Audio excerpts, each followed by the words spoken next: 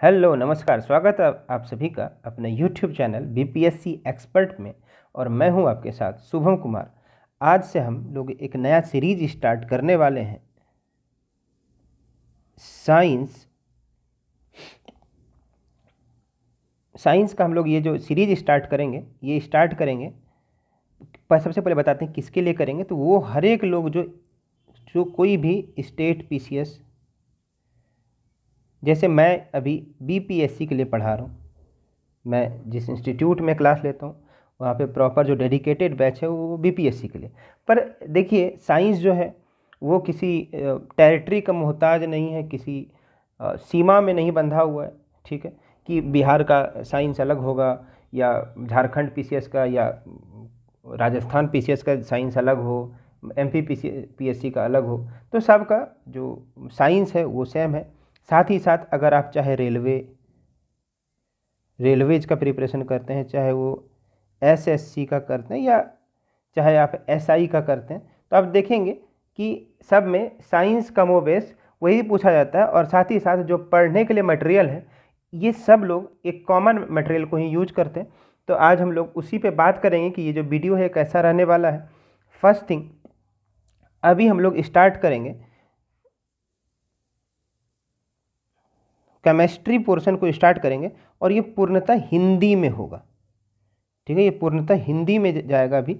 ठीक है, सबसे पहले केमिस्ट्री करेंगे, फिर बायोलॉजी करेंगे, फिर फिजिक्स करेंगे। ठीक है, और ये जैसे अभी ये सीरीज चलेगा ये पूर्णतः हिंदी में होगा। और ये जब सीरीज खत्म हो जाएगा फिर स्टार्ट होगा आपका क्या, इंग्लिश में। ठीक है, तो इसी तरह से चलेगा। ठीक है, ये आप चैनल का नाम अभी आपके सामने लिखा हुआ है, तो आप ये देख सकते हैं बीपीएससी एक्सपर्ट करके।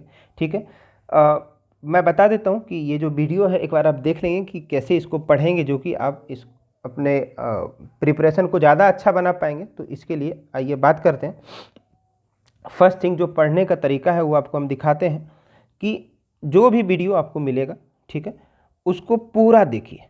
ठीक है, ये नहीं कि उसको शॉर्टकट में देख लिए या हमको लगता है कि हमको आता ही होगा। ठीक है, इस हिसाब से मत देखिए। ठीक है, इससे आपका टाइम पास होगा सिर्फ, और कुछ नहीं होगा।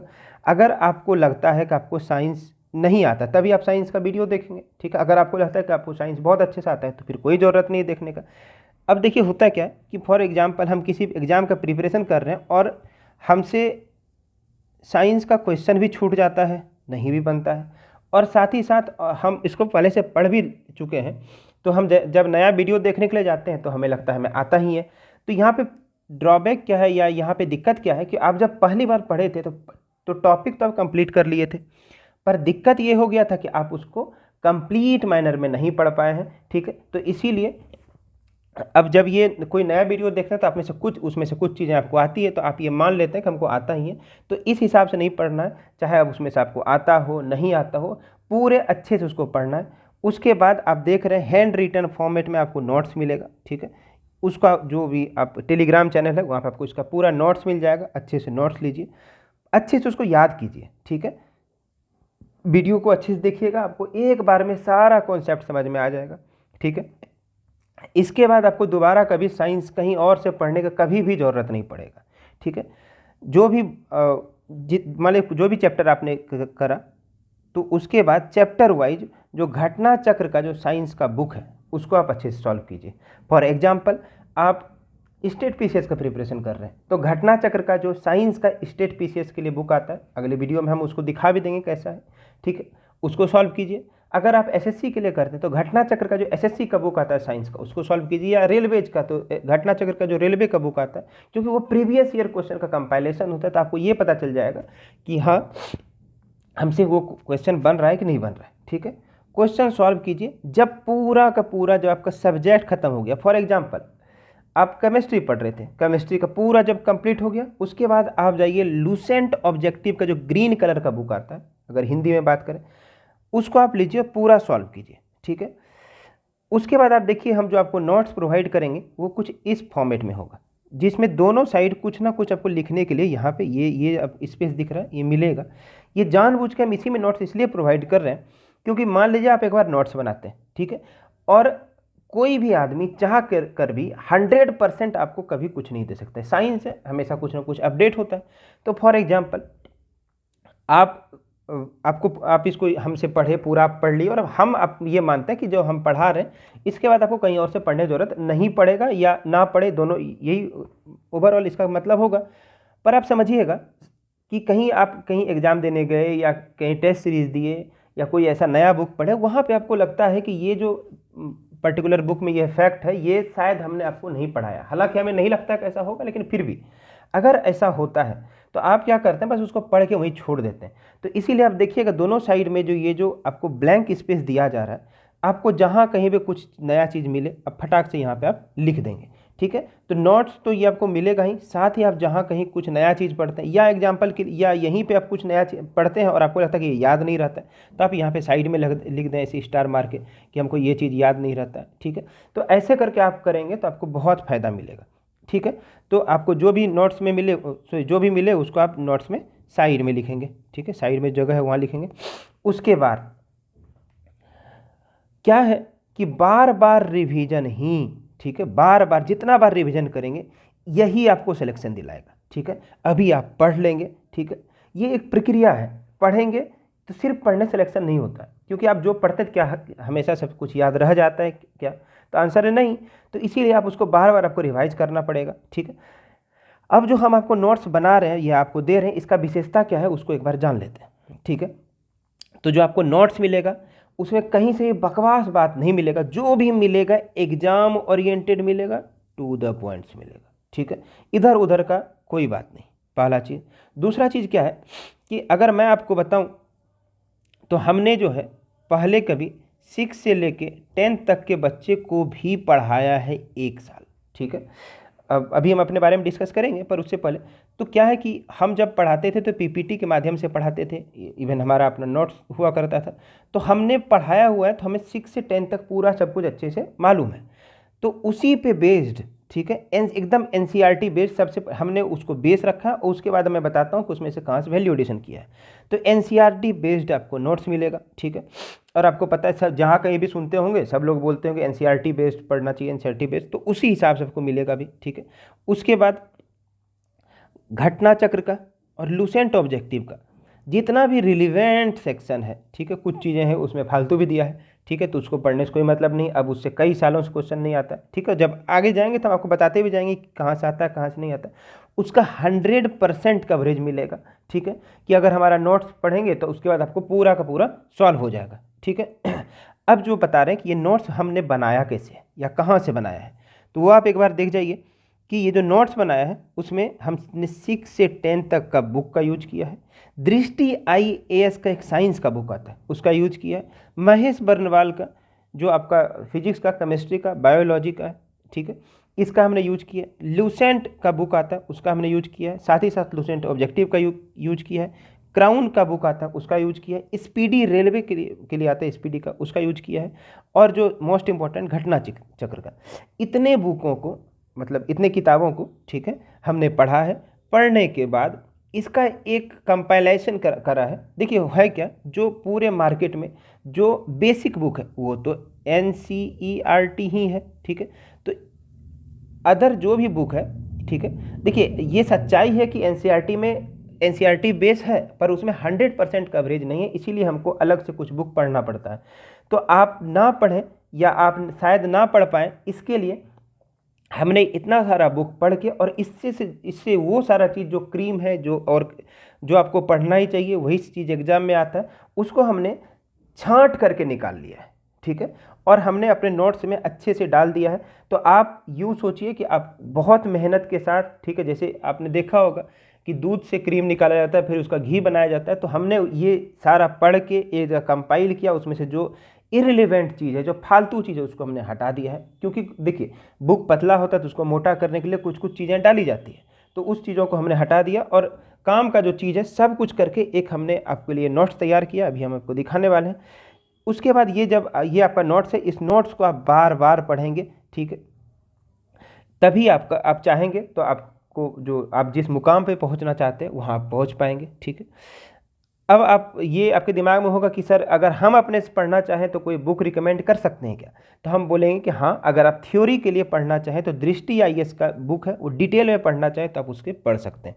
अगर आप शॉर्ट में पढ़ना चाहते हैं जल्दी जल्दी में, तो जो लूसेंट का ग्रीन कलर का बुक, ग्रीन नहीं ब्लू कलर का बुक आता है, ठीक है, उससे भी आप पढ़ सकते हैं। वहाँ पे शॉर्ट में लिखा हुआ है, लूसेंट में है तो सारी चीज़ें, लेकिन दिक्कत लूसेंट का ये है कि उसको इतना कंसाइज मैनर में लिखा गया है, इतने संक्षेप में लिखा गया है कि शायद बहुत लोगों को पढ़ने में बहुत दिक्कत आ जाता है। जबकि आप ये रहा थ्योरी का पोर्शन, फिर है आपका क्वेश्चन का।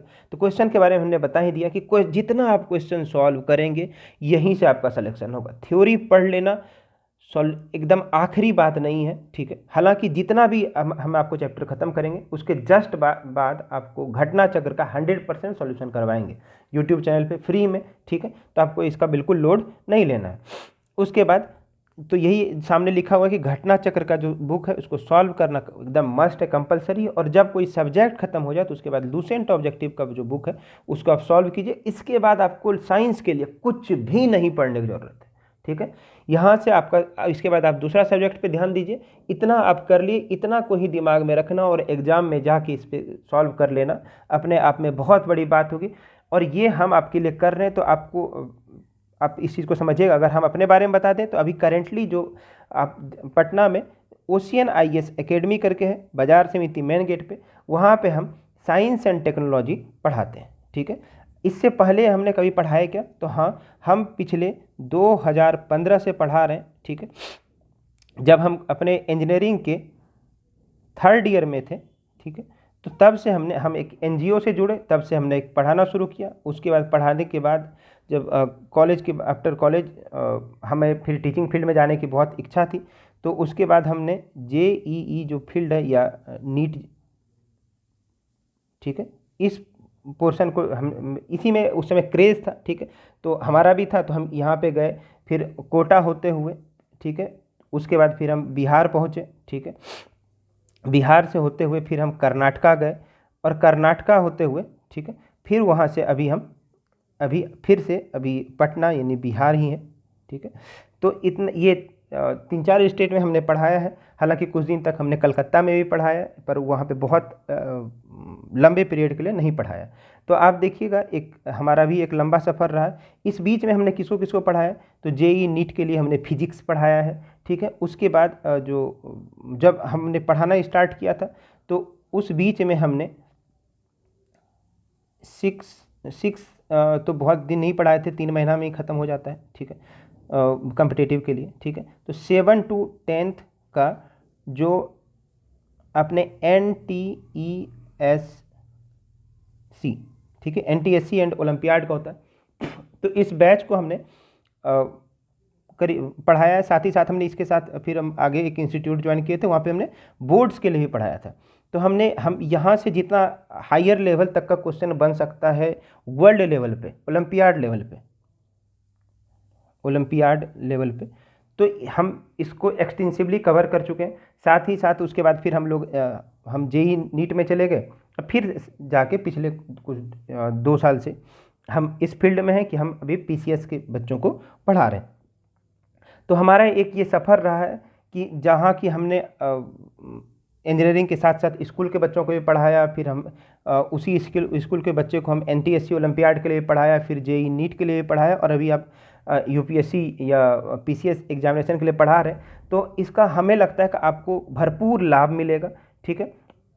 हम लोग जब नेक्स्ट वीडियो में मिलेंगे तो वहाँ से हम स्टार्ट करेंगे, जो वो रसायन शास्त्र होगा, और हम लोग एकदम 0 to हीरो जिसको बोलते हैं, एकदम ही बेसिक बात जिसको बोल सकते हैं, वहाँ से हम लोग स्टार्ट करेंगे, ठीक है।